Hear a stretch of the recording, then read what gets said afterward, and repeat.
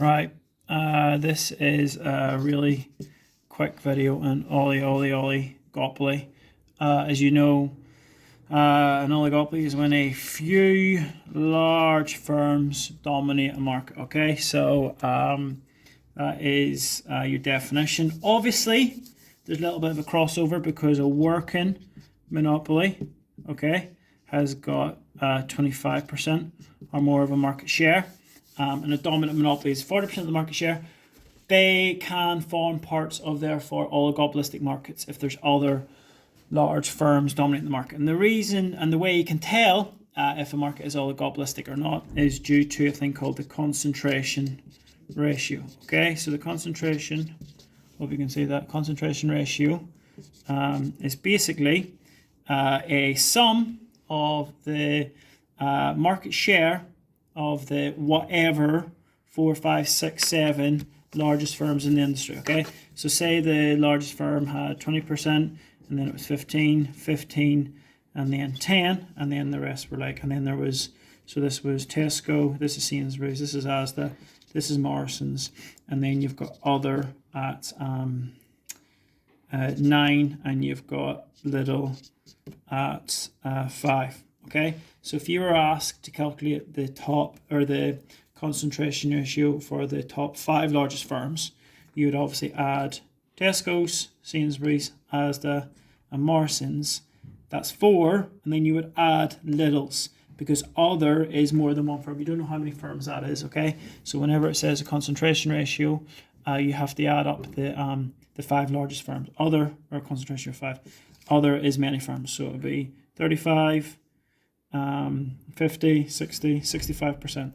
So the CR for the 5 largest firms is 65% in this scenario. Okay, so yeah, that's that. Be aware of that. So concentration ratio is the top firms' market share added up. Be aware then on that there's a difference between a concentrated market. Some people mess this up in some essays, and a non-concentrated market. Okay, concentrated markets are is like the power is all concentrated in a few firms. So that would be monopolies or oligopolistic markets. Non-concentrated are whenever the market is very saturated. There's a lot of firms in the industry. So that's like perfect competition and monopolistic competition. Okay, so please be aware of that. Concentrated and non-concentrated. Concentrated is like concentrated in the hands of a few firms, and non-concentrated is many. So there's like actually a little spectrum that we kind of, well, I thought I showed you. So it's if we go this way as being more concentrated, so we go from less concentrated to more concentrated. Okay, so obviously the most concentrated type is a monopoly. Least is perfect competition. The opposite end, so monopoly would be least. This spectrum is for competitiveness or competition. Okay, so monopolies obviously would be least competitive, and perfect competition would be most competitive. So the more concentrated a market is, the less competitive it is. So please bear that in mind. So oligopolies, that's a bit of an introduction. There's 2 key characteristics of oligopolies you need to be aware of. First one is interdependence.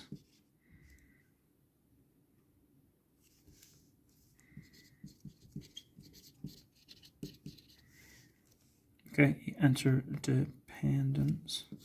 Hope I spelled that right. You're going to have to double check that. Interdependence basically means the actions of one firm's affects and is affected by the actions of another. Okay, they're interdependent. Okay, so the action of one firm affects and is affected by the actions of other firms. And the way we can show this quite clearly is on what we call a kinked demand curve. Okay, so we've got, because it's a micro diagram, we've got price and we've got quantity demanded on the y or x-axis, and we have got a kinked demand curve which looks like that. I'm not quite touching there. Okay, so that is AR because average revenue is the same as the demand curve. We've got a price at the kink.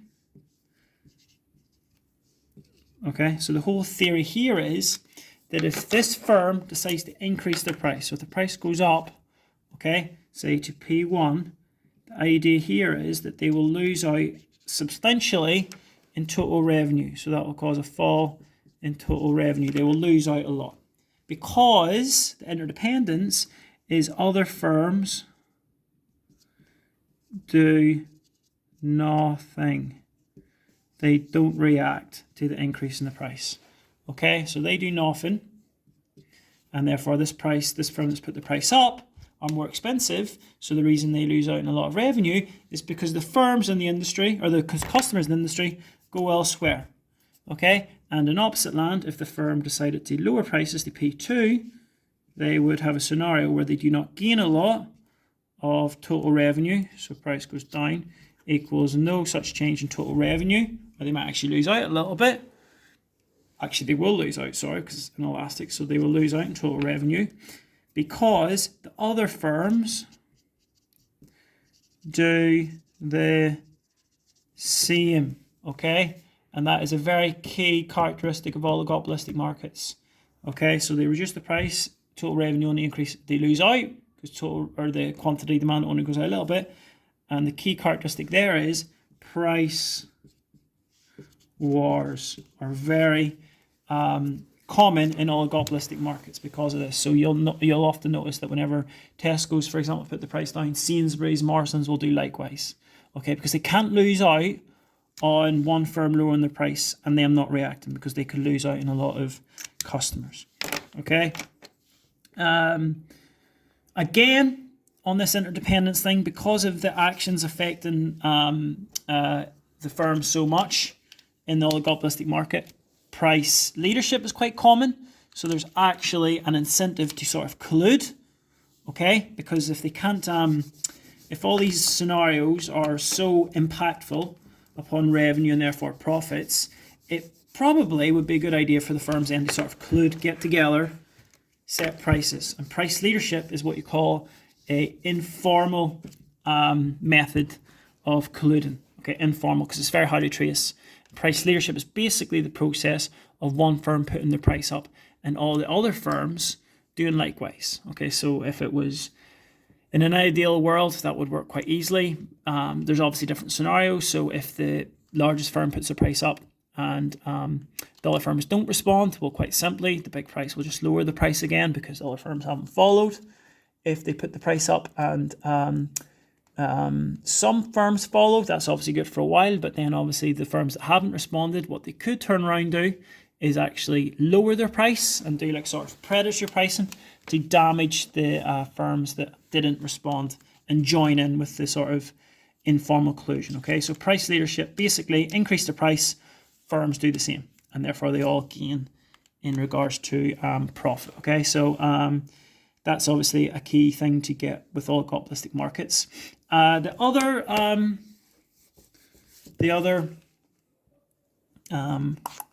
characteristic is price rigidity or sticky prices. Okay, and this is based upon the kink demand curve. Okay, so we've got price, and we've actually going to show some costs and revenue, and we've got output here. Okay, sorry, move that a wee bit right. So we've got you start off with a kink demand curve or AR curve. The most important thing in this diagram is the kink Q star. Okay, and then we've got a P star. Right, so the price doesn't change for reasons I will explain in a second. Okay, so that's the average revenue curve. As you know from theory of the firm, okay, the AR or the MR curve always slopes twice as much as the AR curve. So that MR is twice as steep as this AR. MR twice as steep. And then there is a discontinuity or a gap. Okay, so I've got a whiteboard so I can actually create a gap. And then there is a AR that's a bit steeper, and that is reflected by a twice as steep MR curve. Okay, so you can see MR curve, gap, and then the rest of the MR curve. And this is called a discontinuity.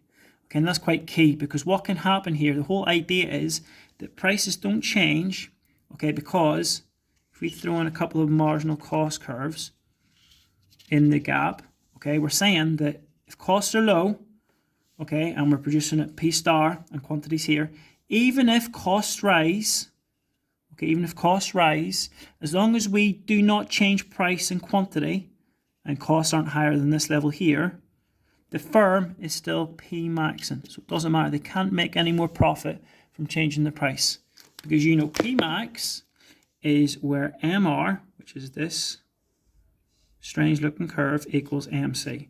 So as long as they don't change the price and quantity and move out of that discontinuity, they will still be profit maximizing. So there's no way they could possibly make any more profit. So a common theme then in oligopolistic markets is price rigidity, and therefore, because they don't compete in price, non-price competition. Okay, so non-price competition is a characteristic of oligopolistic markets as well, and that is things such as competing like non-price, so the quality of the product, innovation, warranties, extended opening hours, helplines, loyalty cards.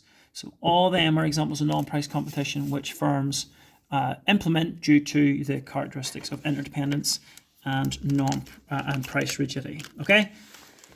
Advantages of oligopolies, quite straightforward. You've obviously got so advantages. You've got economies of scale. These are large firms. They can have lower average costs because they've got a large output, and therefore that should result in them passing the lower costs on to consumers in the form of lower prices. So an advantage of oligopolies is economies of scale due to their large size and output. Another one is they may be able to be dynamically efficient. Okay, so because they are large firms dominating a market, they can probably make supernormal profits, like a monopoly diagram. Some of them are working monopolies and dominant monopolies, so they make supernormal profits, which links to the non-price competition, because they can use that to improve the quality of the final product, which is a benefit of oligopolies for consumers. So because they've got a dominant position in the market, they can use their supernormal profits to reinvest and make the quality of the products better through research and development, innovation, which benefits consumers. Other advantages. Now, these are a little bit AO4-y, so they're sort of AO4 points, but another advantage could be that if the market is regulated, okay, by, so for example in the UK by the CMA, they act as what's called a proxy competitor.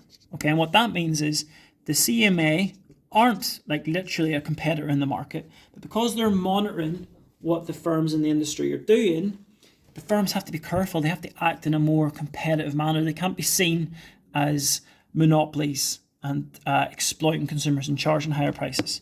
So actually, the firms in the industry act more competitively. So that's if they're being well regulated. And similarly, this works as well for monopoly markets. Another advantage could be it depends upon the degree of contestability, right? So some misunderstanding about contestability. Contestability is the threat of new entrants into the market. Okay, threat. So, for example, even an oligopoly, even a monopoly can be contestable. Okay, there is because there may be a chance new firms can join the market due to low barriers to entry, or the fact that new firms might be innovative, and there's a chance that they can come into the market.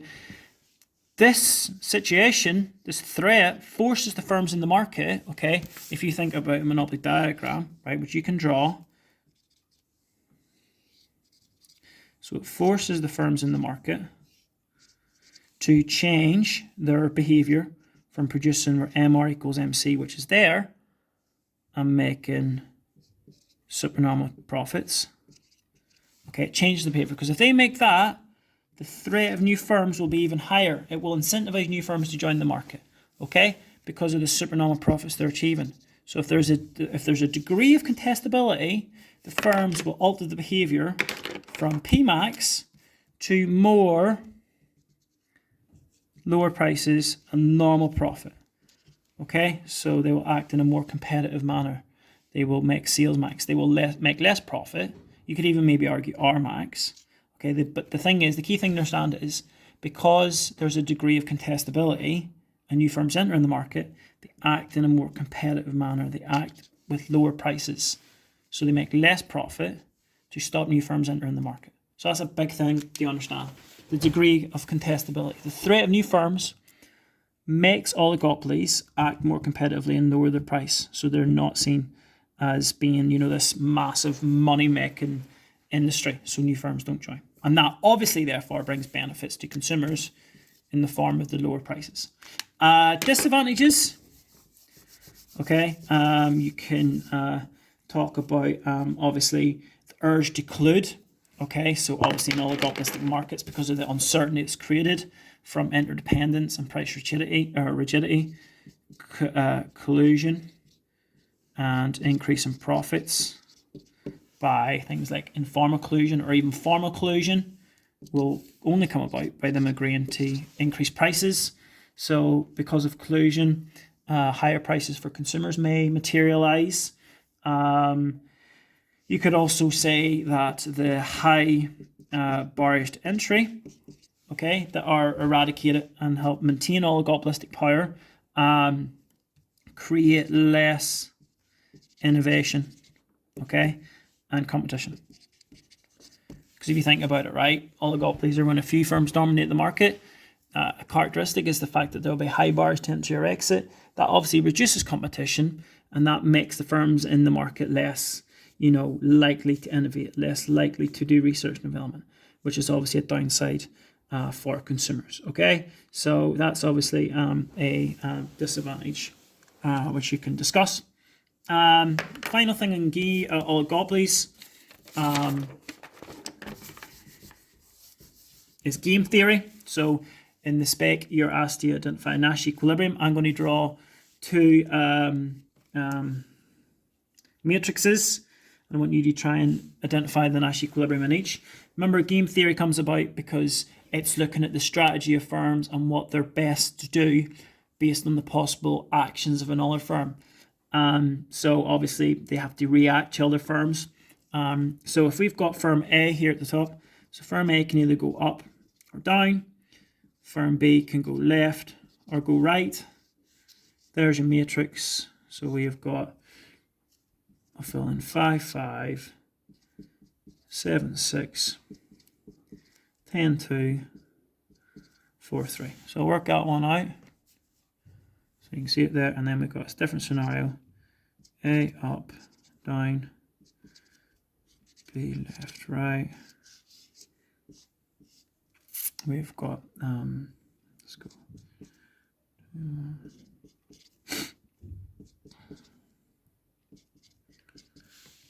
Right, so you maybe like pause the video here and have a go at them. So the way I do these, you remember player A or player 1 at the side, their payoffs are always to the left hand side. Okay, and player B's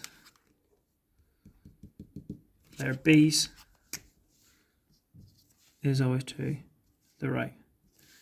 Okay, so the way you work out a Nash equilibrium, or how I work out a Nash equilibrium, it is what should firm A do based on the actions of firm B. Okay, so what should firm A do if firm B goes left? So if firm B goes left, should firm A go up or down? Well, 10 is a bigger payoff than 5.